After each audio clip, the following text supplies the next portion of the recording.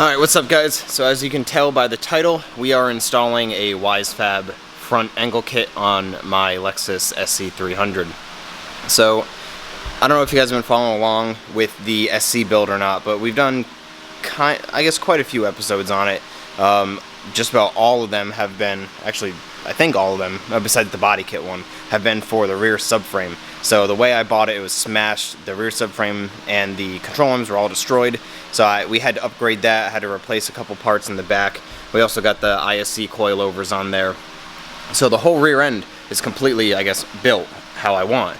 So the only thing left would be the stock front suspension, which I eventually wanted to upgrade it to the WiseFab stuff, which is down on the ground over there. And I was gonna wait kind of a while to do that stuff, but I just knew the next thing was gonna be to actually paint the car. That was gonna be the next video. But I'm gonna have to run some type of fender flare in the front, and I don't wanna go and paint the fenders, get everything all nice, and then have to cut everything up and throw like a little fender flare or something, or a full wide body. I'm not even sure what I'm gonna do yet for the front. But before I go and paint it, I wanna make sure I have everything fit exactly how I want, just so then when I go to paint it, everything can be painted at once. So whether if I do flares or some type of actual like wide body or like a full replacement wider fender, I want to have everything and have everything ready so I can just go and paint it all at once. So I bit the bullet, I bought the WiseFab stuff, and I already have the SC set up on the lift, so we're going to bring it up. I'm probably not going to show too much of taking the old suspension apart.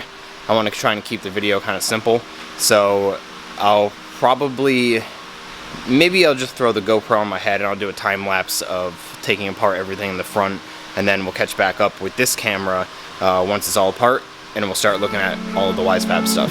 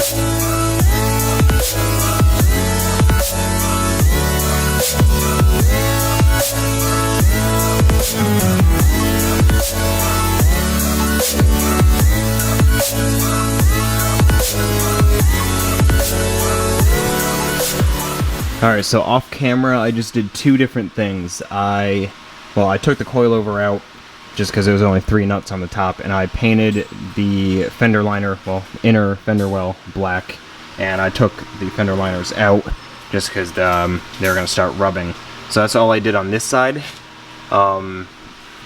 the GoPro footage that you guys just saw it's been like an hour and a half or so since then, because on this side I actually got told by some local other SC owners that the harness for the chassis on the driver's side runs along right here, right at the top, and that actually runs into a problem when you start lowering these, that it'll actually start rubbing through and wear through, and then you have a bunch of different chassis problems. So the fix is to have it run straight up along the fender, right along there around like the upper frame piece, and then have it come through over here, because before it came out this way and up and over.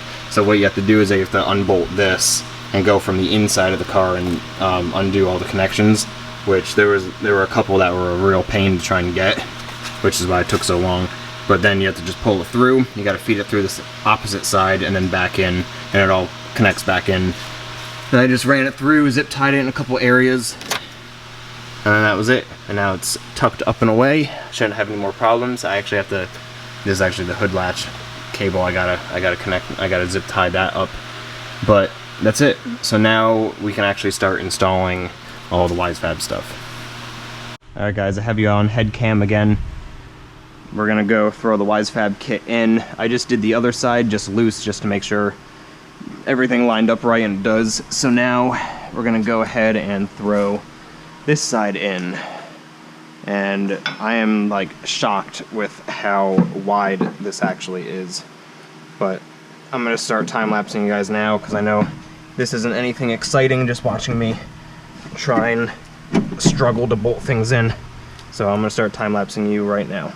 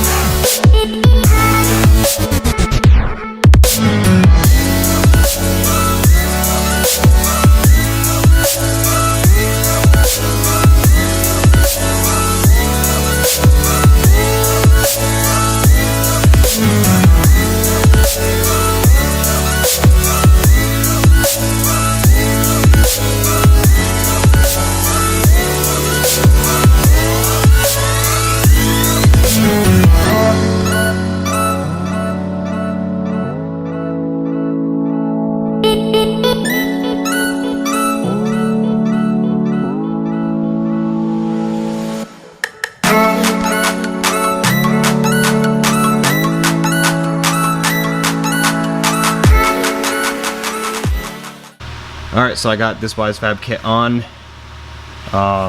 Everything's just all hand tight. Once I do the inner outer tie rods, we'll go around and we'll just tighten everything up. Luckily, previous owner, Annie, seized everything and actually replaced all of the control arms in the front on both sides. So everything actually came out, which is like shocking for a car that's literally, how old is it? 28, literally 28 years old. So I'm super happy that everything came out. I didn't have to cut anything. I'll show you the other side. The other side is all set. Again, just gotta do a final tightening of everything. Gotta do the brakes. I gotta take this brake line off because I needed a 3-inch longer one. I think I ended up ordering like a 4-inch longer one. And one of the guys on the SC page that I'm on Facebook, who has WiseFab, said he needed 3 inches longer, so I got one of those, and that's about it. And I'm going to do the inner outer tie rods right now, and then we'll do the brakes. Alright, it was a little bit of a pain, but I got the inner outer tie rods off. So there's one piece of the rack. Here's the second piece. So what I found out is that, I already threw them over there, but the boots were completely saturated with power steering fluid. As you can see, it's still a little bit wet underneath, and a lot came dripping out of them on either side, and I'm stepping in it. So this rack is fairly simple to replace, so I think I'm just going to go ahead and replace the rack also. I'm going to replace the rack before I go do an alignment. just because I'm not going to waste my time doing an alignment on this thing and then replace the rack afterwards, then have to do an alignment again. So this one's fairly simple. It's just the 4 bolts and then just like a couple hydraulic lines, and then the shaft itself, which is right there. So it's not too difficult to reach, so I'm just going to do that. Might as well do it now, because this the WiseFab kit doesn't use boots anymore, so it's just gonna leak all over the place. But I'll run it for now until I go to do an alignment over at work. Alright, so I got the inner and outer tie rods bolted in. I actually went ahead and I tightened all of the suspension, so now everything is tight. The only suspension that's loose still is the upper 3 for the coilovers on either side. And so I already just did an eyeball alignment of trying to get the hubs straight on either side. Once I get the wheels on, I'll just kind of do a final eyeball until I actually align it. But now what I'm going to do is I'm going to drop the car down, and I got to take these brake lines off, obviously with the caliper, and I got to put my new stainless ones on, and then after that we can start assembling the brakes, and then we're pretty much good. We can put the wheels back on it and drop it down. Alright, so I figured I'd show you guys the progress right now. So I got the brakes on, I got the new stainless lines on. They go up and around and then over. And I'm going to show you what I'm doing right now, because for SCs and or Supras, this is important that you have to do. So I got obviously you have to get new wheel bearings and new hubs to put into the WiseFab kit. But what you have to do is swap the speed sensor little washer piece, the speed ring, and then the hub piece, which is this right here. Gotta swap these over to the WiseFab kit, and you have to put grease in there because it's kind of like a packed bearing, so you got to put some grease in there. So we just have this like general purpose synthetic grease, so I just put some in there. I have this side that I just gotta turn the wheel so I can get my impact gun in there to get the axle nut on, and then I can put the caps on, and then the angle kit is actually done besides just bleeding the brakes. Alright, so I kind of forget where I left off with filming because it's been kind of a while. Those speed sensor rings. I got those all tightened up, I put the caps back on, and I realized that the driver's side brake line, the factory metal flare, is actually leaking still and it's spinning. So I need to either re-flare it or maybe make a new line from that area. I'm not sure yet. I'm going to try and probably re-flare it first and then go from there. So I got to figure that out. So car's not going to be driving tonight. It really can't drive tonight because of how far the wheels stick out and it's hitting the fenders right now, so I got to do some clearance. But I'm going to show you right now what it looks like on the ground. So it pokes out a good like 3.5 inches or so, and right now if I try and turn the wheel, it hits back here, and I can't really tell if it starts hitting in here or not because I can't get the wheel to turn enough to see if it hits. But it's also way too low right now because I have it on the lift still, and it's that if I try and lower the lift down all the way, it hits the fenders. I gotta raise it up, and I'm not gonna have time to do that tonight. So I'm gonna have to probably just leave it right there, and I'm probably gonna just come back tomorrow and just do all the fine tuning now. Alright, what's up guys? So it's been a while since the beginning portion of this video, which just ended.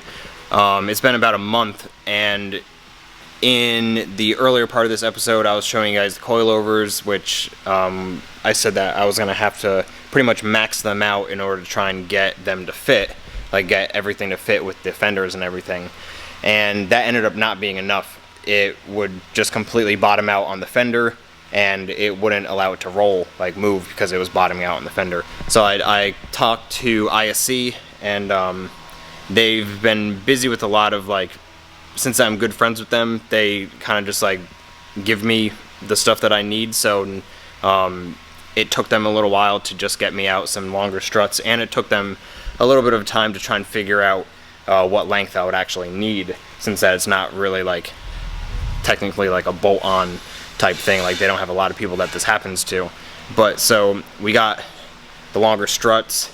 I just rebuilt one of the front coilovers. I'm just going to show you guys the second one, and then we'll just go and install them back in the car. These look about an inch, maybe an inch and a half longer than the last ones, so I'll actually be able to raise this thing about an inch, which is like exactly like what I wanted. And one other thing that I said at the end of the video is that the brake line for right here, that fitting is still leaking, and me and my buddy Brandon reflared it and put a new fitting on it, and it's still just kind of like, it's still just dripping. And then same with this side. This side I didn't have an initial problem with, but it's a little bit wet. So I kind of just decided to go full send with my full braking system. So for the front calipers, I got these remanufactured like Supra front calipers, which I'll just give you a little tease until the brake video comes up. But I still got to order the pads and rotors for it, which is why they're not going on right now. And then for the rear, I just decided that I'm going to order up the set of the rear Super calipers as well. So I'll need to get pads and rotors for those. And then not only that for the braking setup, but we're doing something with the brake booster and all of the engine bay brake lines and ABS. ABS is actually going to get deleted. So all of that will be its own separate video when we fix all the braking stuff. Right now, today, I'm just going to do the coilovers, get this thing back down on the ground, and that'll probably be it. I had to get this thing off the lift, so in order to do that, I had to take my fenders off, so then obviously they wouldn't bottom out on it, because our buddy needed to use the lift the other night, so that's why everything in the front is torn down right now. And that'll be another day as well when I put that back together. So right now we're just going to get the coilovers back in. I'll show you guys how much angle, because it's an insane amount of front angle that we can get now. And we'll put it down on the ground so you guys can see the angle on the ground. And then also, I said that my steering rack was leaking, and it is, but I bought a remanufactured one through work, and I put some new urethane bushings in it. So that'll be its own separate video as well. So today we're just going to focus on finishing the WiseFab. So this is the the front struts and coilovers, and this is the original one that I haven't taken apart yet, besides just taking the lower piece off. So that's the height of it compared to that one. So that's actually probably about 2.5, 3 maybe 2.5 to 3 inches right there. So that's a pretty good height difference that we'll be able to use for the front of this. So big thank you to ISC for getting these new struts out. And I'm just going to, off camera, do the same thing to this one that I did with here. And then I'll catch up with you guys after I get them back in the car. And we'll lower this thing down on the ground. Alright, so I just got the wheels back on. And I can still go higher, which I probably still need to do. But the wheel was about like here before. I was able to like fit my finger in before. So I've gained probably maybe 2 inches, maybe 2.25 inches with just the height that it's at now. Which, like I said, I could still probably go up another like 3/4 of an inch. Which I gotta put the fenders back on and cut them so I can put the fender flares on. But that is a lot better of a gap than it was before. So now, to show you guys the angle, I'm just going to lift the lift back up, just because when it's on the ground, I'd have to have the car started. So I'm just going to put it up just so the wheels are off the ground, so I can turn it lock to lock for you guys, so you can check it out. Probably go left first. Alright, so I'm going to have Matt turn the wheel for me. Yeah, just turn it either way. Just go full lock. So this is like a crazy amount of lock. So that's all the way. So right now it's bottoming out on the like the bump stop that they like come with. So that's like the maximum angle. And I was worried that these wheels would like hit the inside, but there's still so much more room. And like I might have to trim, like hammer some of the body back a little bit, but besides that, that's gonna be the angle for left-hand turns. Now turn it the other way. Now this should be a little bit more of an angle for the leading. So now this one, again, I have to clamp the brake line to the upper A-arm just so it's not rubbing. But that's it, going that way.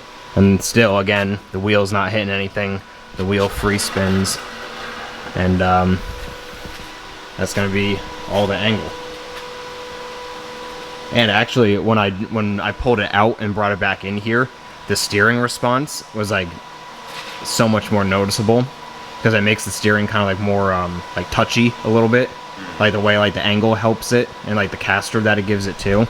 Like it felt a lot more like it wasn't like slow, like it was like a quick like steering ratio. Once it wasn't binded on like the fenders. Yeah, like when I just pulled it in now, it felt like really like responsive. That's what you want. Yep. So now, especially once I put the new rack in with like the fresh like urethane bushings, it's gonna liven it up. But there we go. So the angle kit is now finally complete, now that I got the longer struts on there. Alright, so that's going to be it for this WiseFab install episode. Finally, I was able to complete it. It's like I said, it's been like a month since I started it. But actually, it might be exactly a month. But that's going to be it for today. Next episode will probably be the steering rack. And then we'll start going into all of the brakes on the car. So, until then, don't forget to give me a like, subscribe, and I'll see you later. See ya.